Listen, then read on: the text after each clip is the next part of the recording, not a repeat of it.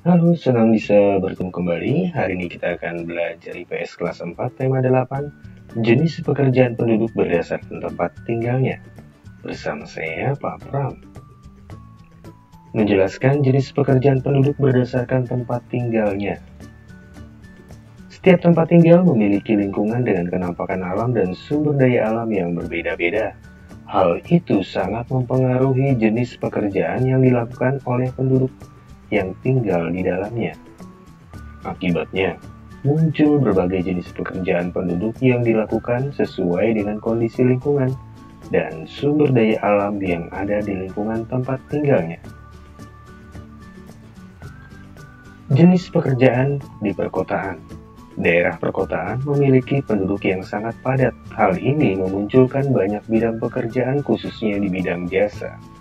Sekarang ini banyak dibangun kawasan perkantoran dan pusat perbelanjaan, mal di daerah perkotaan.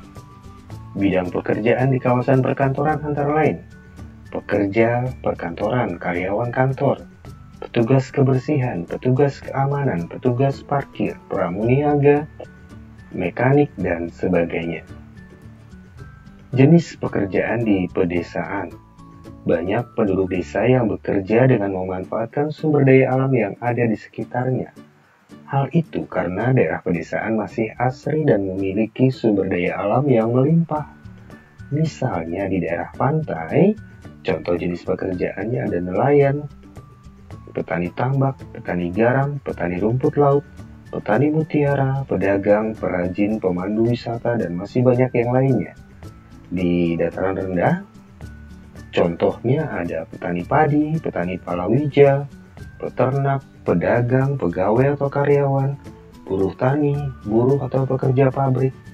Kemudian di dataran tinggi, contohnya ada petani sayur-sayuran, pekerja perkebunan, peternak, pedagang, pengelola penginapan atau hotel.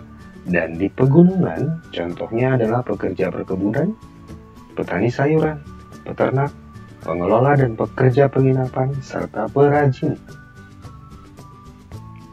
Kegiatan ekonomi adalah kegiatan manusia dalam memanfaatkan sumber daya alam untuk memenuhi kebutuhan hidup sehari-hari. Kegiatan ekonomi meliputi kegiatan produksi, distribusi, dan konsumsi. Produksi adalah kegiatan menghasilkan barang dan jasa. Orangnya atau pelakunya yang melakukan kegiatan produksi disebut produsen. Distribusi adalah kegiatan menyalurkan hasil produksi hingga sampai ke tangan konsumen. Pelaku kegiatan distribusi, orang yang menyalurkan hasil produksi hingga ke tangan konsumen disebut distributor. Konsumsi adalah kegiatan mempergunakan atau menikmati barang hasil produksi. Dan orangnya yang mempergunakan atau menikmati hasil produksi disebut sebagai konsumen. Produsen, penghasil barang produksi, contohnya ada petani, peternak, nelayan, penjahit, perajin, koki, pemilik industri, pekerja perkebunan, dan sebagainya. Dari produsen, barang disalurkan oleh distributor. Penyalur barang produksi. Contohnya, penyalur barang produksi itu antara lain ada pedagang, agen, pengemudi angkutan barang, petugas pengiriman paket, dan masih banyak lagi. Dari distributor, barang itu akan sampai ke tangan konsumen. Konsumen adalah pengguna barang produksi, contohnya pembeli di pasar, minimarket, di mall, atau pengunjung rumah makan, dan sebagainya. Jenis pekerjaan dipengaruhi oleh kondisi alam tempat tinggal penduduk. Misalnya di daerah Solo, Jawa Tengah yang dikenal sebagai kota batik. Sebagian penduduk Solo bekerja dalam industri batik sebagai perajin dan pedagang batik. Contoh lain, daerah Jepara, Jawa Tengah yang dikenal sebagai kota ukiran dan penghasil furnitur dari bahan kayu jati. Sebagian penduduknya bekerja sebagai perajin dan pedagang ukiran serta furnitur. Daerah Riau yang dikenal sebagai penghasil kelapa sawit terbesar di Indonesia, sebagian penduduknya bekerja sebagai pengelola dan pekerja perkebunan kelapa sawit. Ini adalah skema kegiatan ekonomi pengolahan kelapa sawit.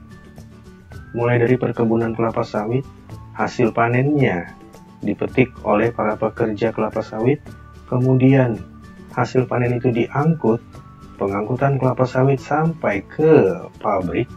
Di sana dilakukan pengolahan kelapa sawit. Hasilnya antara lain adalah mentega dan minyak goreng.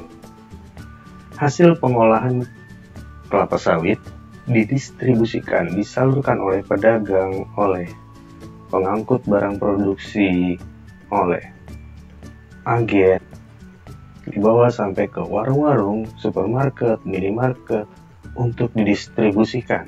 Kemudian dibeli dan dipergunakan oleh konsumen.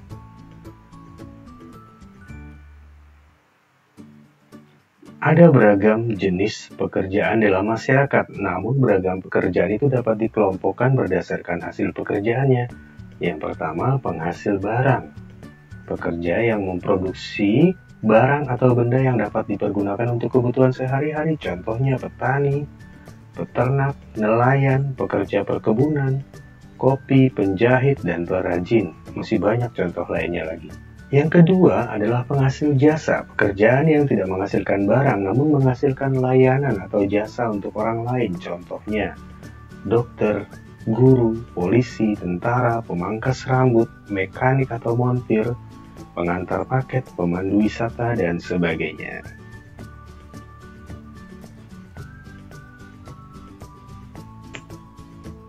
Terima kasih sudah belajar bersama saya. Sampai jumpa kembali dan salam sehat selalu.